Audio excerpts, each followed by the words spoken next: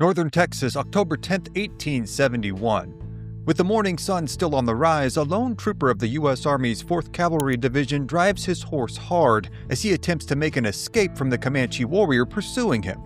For the young soldier, known only to history as Private Gregg, this warrior presents a horrifying sight, with his face and body smeared with black paint, the color of death.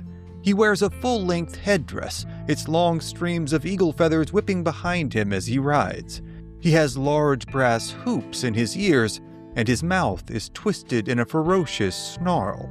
As the young trooper urges his horse towards the line of his fellow soldiers, his eyes wide in panic, the Comanche warrior seems to be closing ground quickly upon him. Within seconds, it is clear to Private Gregg that there will be no escape. If he is to survive, he will have to turn and fight. Now he wheels his horse around to face the oncoming Comanche, but seems to be frozen at the sight of the wild-eyed, war-paint-smeared warrior, now only yards away from him. His fellow soldiers, hunkered down in their defensive positions, begin firing upon the attacking warrior as they scream for Private Gregg to draw his weapon and to fire. To their astonishment, the warrior actually begins riding in a zigzag pattern, keeping the American soldier between himself and his comrades' fire. The Comanche rides closer and closer, like a lion closing in on an injured gazelle, his eyes locked on the panicking young soldier who fumbles with his carbine, unable to chamber a bullet.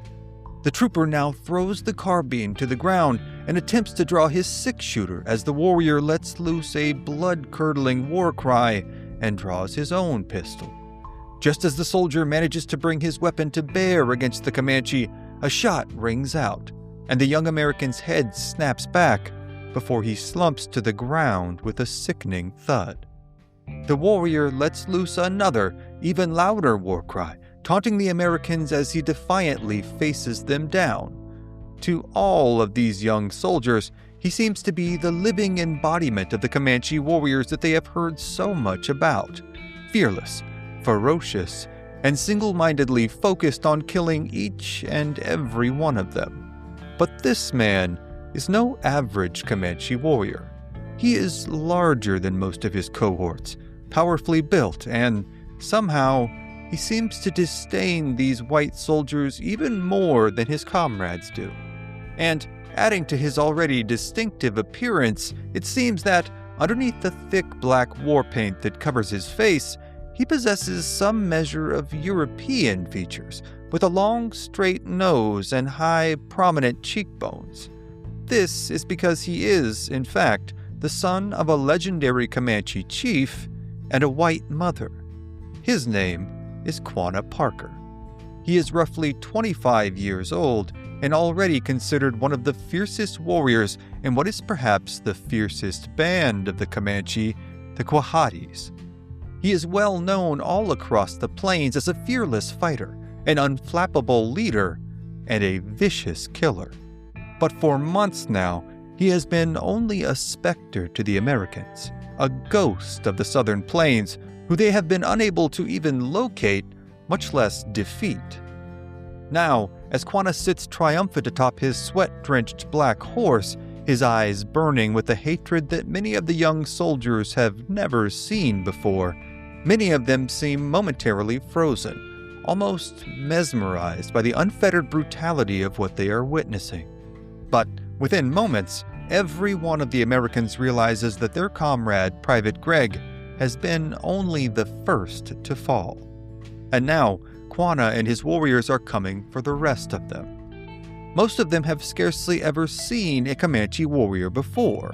They have only heard the stories of their ferocity in battle and their ruthless treatment of prisoners. The more experienced among them are even more aware of the stakes at hand, with many of them having been unfortunate enough to have found the charred and mutilated remains of those men who had been captured by the Quahadi.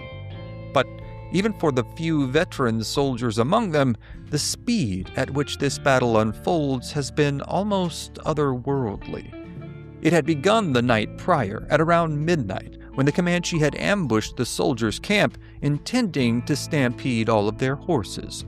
They had swarmed in amongst the herd, waving buffalo hides, ringing bells, and extorting the shrill war cries that cut through the night air. Even though they had been picketed to the ground, most of the animals had been so startled that they were driven to pull up the stakes that pinned them to the earth and to escape onto the open prairie. As this cyclone of horseflesh whirled about the camp, the officers in charge had ordered their men to get to any horse that they could at once. Even the most unseasoned among them knew that being stranded on the open plains without their mounts would mean an almost certain death.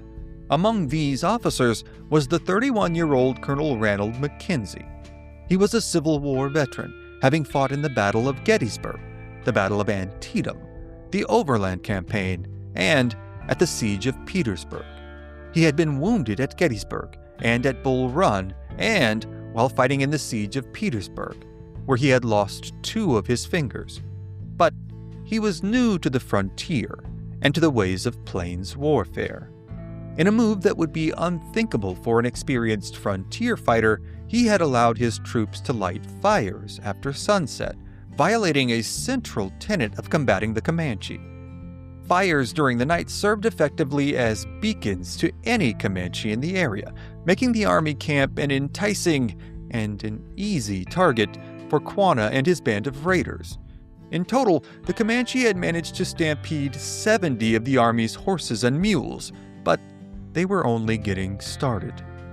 It was dawn before the young Captain R.G. Carter had been sent out with a small detachment of soldiers from Troop G, along with Captain Charles H. Heil and a detachment of soldiers from Troop K, in order to inspect the losses incurred by the stampede. While they were out on their survey, they had all heard a lone gunshot ring out from somewhere in the nearby Blanco Canyon. Looking towards the canyon, several more Comanche were seen driving off several more horses. Captain Carter, Captain Heil, and the men had given chase, following the Comanche into the canyon. To be sure, this tactical error of giving chase to a small group of Comanche would have horrified the Texas Rangers of 30 years prior, who had lost countless men to this ruse before learning that following the Comanche into a canyon was a surefire recipe for death.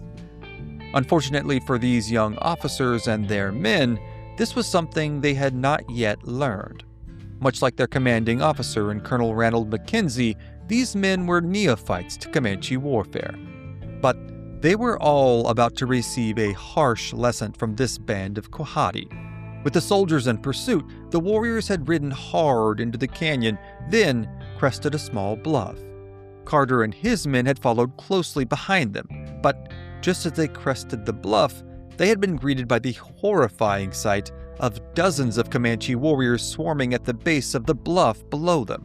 At first sight of the soldiers, they had charged up the hill in a head-on attack.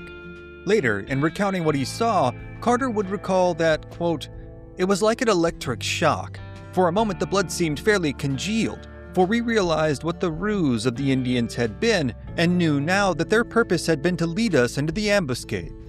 The soldiers had then made what should have been another critical mistake by dismounting and forming a firing line. But in a rare case of unmounted enemies dissuading a Comanche charge, they had been able to fire in a disciplined and unrelenting manner that did eventually scatter the attacking warriors. Despite their momentary success, though, Carter's first sight of the Comanche in their full war regalia would be forever burned into his memory. He recounted the incredible display by saying that, quote, "They were naked to the waist, were arrayed in all war paint and trinkets, with headdress of war bonnets or fur or feathers fantastically ornamented. Their ponies, especially the white, cream, and dun, were striped and otherwise artistically painted and decorated with gaudy stripes of flannel and calico. Bells were jingling, feathers waving, and with jubilant, discordant yells that would have put to blush any Confederate brigade of the Civil War, and uttering taunting shouts, they pressed on to what they surely considered to be their legitimate prey." End quote. Then, suddenly, the top of the canyon's walls seemed to explode with Comanche women, crying out in high-pitched wails and ringing bells of their own, exhorting their men to fight on. The flashes of signal mirrors also flittered about the canyon as the Comanche signaled charges and retreats to each other. As the Comanche had mounted another charge, Captain Carter and the men of Troop G had made a stand against them, firing intermittently as they worked their way back down the bluff and towards the canyon walls. Meanwhile, Captain Heil and the men of Troop K had retreated back down the canyon in the other direction, back towards the Army's main camp and the headquarters of Colonel MacKenzie. By the time they had arrived, MacKenzie and his men had already heard the gunshots from the canyon and were already making ready to mount a relief effort. Back in the canyon, Lieutenant Carter and his men had continued their strategic retreat back to the side of their horses that they had left picketed at the bottom of the bluff. Here, the men had mounted up and then attempted to make a dash back towards MacKenzie's camp. Quanah and his warriors had quickly closed ground with them, but all the troopers had managed to get away. All, that is, except for Private Gregg, whose ailing gray horse had faltered, causing him to be the unlucky soldier who fell victim to the wrath of Quanah.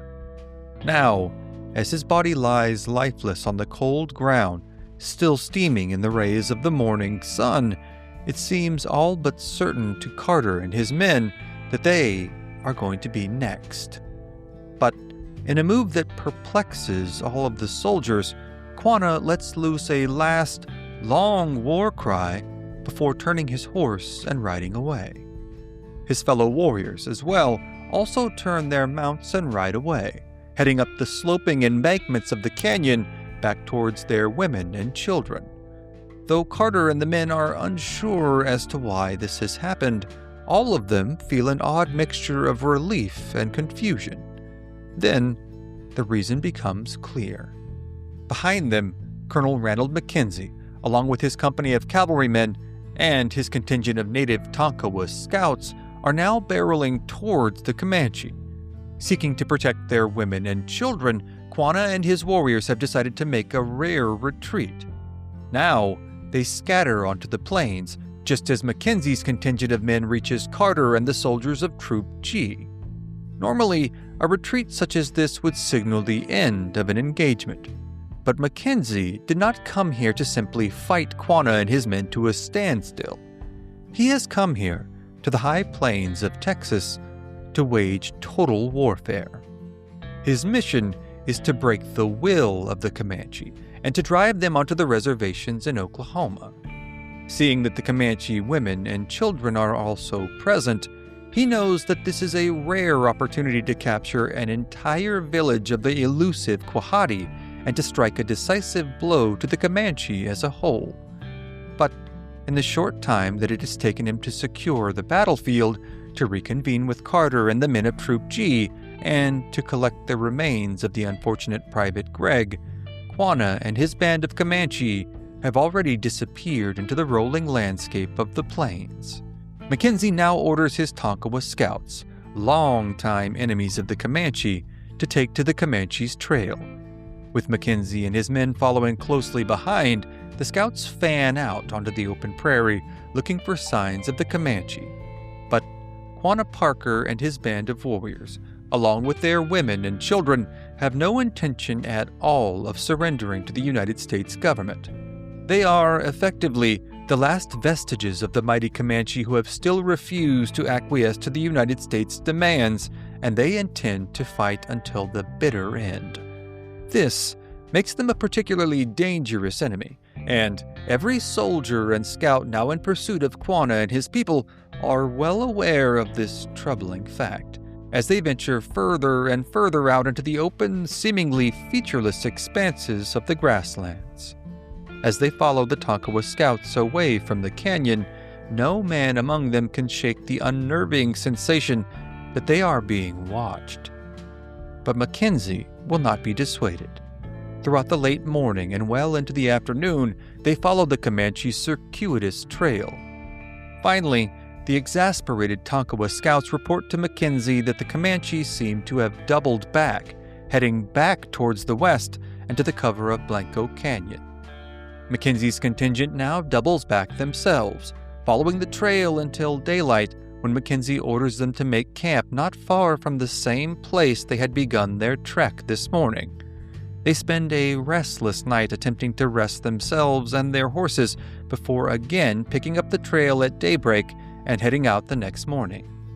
Now, they again pick up the Comanche trail, only to find that they have, again, disappeared into the expanses of the open plains. With the scouts leading the way, MacKenzie and his men again follow the trail. After spending another taxing morning in pursuit of the Comanche, they finally spot Quanah and his small band a few miles away. And now, the fight resumes again. Dozens of warriors now mount an attack on the soldiers, flanking them from the left and from the right, attempting to draw the soldiers into breaking their formation and diverting them from pursuing the Comanche women and children. But having learned his lesson from his prior experience in Blanco Canyon, MacKenzie refuses to order an all-out attack on the parties of warriors on his flanks. Instead, he doggedly maintains his pursuit of the Comanche's families. After being unable to entice MacKenzie into attacking, Quanah and his warriors retreat back to their families, hoping to usher them forward even faster before they can be captured by MacKenzie and his men. Then, in a fortuitous break for the Comanche, the sky soon darkens, and soon a bone-chilling wind begins to cut through the air, followed not long after by a thick, soggy snow that soon covers the ground. Finally, at dusk, MacKenzie orders his men to stop and to make camp. After another long, miserable night enduring the cold, a clear morning breaks. And now, roughly a mile away, MacKenzie can see the fleeing Comanche. But instead of ordering a head-on charge, he pauses to consider the situation. While he does indeed have his enemy in sight, his men are now bedraggled from several hard days of fighting and travel. His ammunition and rations have begun to wane. And, having traveled so far afield, they are now roughly 100 miles away from their nearest reinforcements at Fort Sumner in New Mexico. A head-on attack now might indeed break the Comanche, but it may also come at great cost. A cost that MacKenzie soon decides that he is not willing to pay. And so, he decides to let discretion be the better part of honor, and now orders a return to Blanco Canyon, intending to then make his way back to Fort Richardson. The capture of Quanah and his Quahadi villagers will have to wait for another day. As the Comanche continue to make their way to the northwest, MacKenzie and his men ride back towards Blanco Canyon, arriving the next day after yet another frigid night on the plains. As the exhausted scouts and soldiers finally near the canyon, most of them, MacKenzie included, are plagued by a sense of dejection, having gotten so close to their quarry, yet now returning with nothing to show for all their efforts. Then, suddenly, a cry goes out. "Indians! Indians!"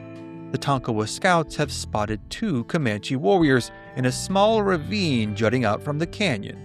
The soldiers rush to block off any escape from the ravine, and MacKenzie orders 15 of his Tonkawa scouts to pursue the Comanche into the ravine on foot. The scouts eagerly plunge into the ravine, their spirits now rekindled at the prospect of drawing Comanche blood. But several minutes later, MacKenzie and the rest of his men still have heard nothing, and they have seen no sign of the Comanche nor the Tonkawa scouts. Growing frustrated, MacKenzie dismounts and ventures into the ravine himself, along with Lieutenant Peter Bohm. They slowly make their way forward, scanning their surroundings for any sign of the Tonkawa scouts or for the Comanche. But they do not see anything. For a moment, both men stand in silence. Then, a sharp whizzing sound cuts through the air, and a Comanche arrow embeds itself into the upper thigh of MacKenzie. In great pain, MacKenzie now limps out of the canyon, being helped along by Lieutenant Bohm. The field surgeon, a man by the name of Dr. Choate, examines his wound and begins to work on extracting the arrow, digging into the fleshy part of MacKenzie's thigh in order to extract the barbed arrowhead. As MacKenzie stoically endures this, the ravine suddenly erupts in a cacophony of war cries and gunshots as the Tonkawa and Comanche finally commence a vicious battle just out of sight of the Americans.